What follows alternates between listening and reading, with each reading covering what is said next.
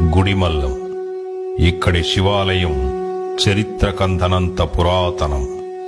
ఇక్కడ వెలసిన శివలింగం ఎందరో శాస్త్రవేత్తలకు అంతుచిక్కని బ్రహ్మ పదార్థం.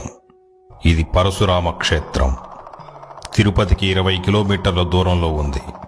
ఇక్కడ వెలసినటువంటి శివలింగం ప్రపంచంలో మరి ఏ శివాలయాలలోనూ లేని విధంగా మానవ లింగాకారంలో ఉంటుంది.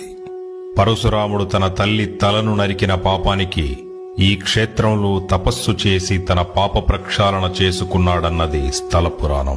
ఈ శివలింగం ప్రత్యేకత ఏమిటంటే, ఎంతో మంది శాస్త్రవేత్తలు, ఆర్కియాలజీ డిపార్ట్మెంట్ వాళ్ళు ఎన్నో పరిశోధనలు చేసి చివరకు ఈ శివలింగం తయారు కాబడిన శిల ఏదైతే ఉందో అది ఈ భూప్రపంచానికి సంబంధించింది.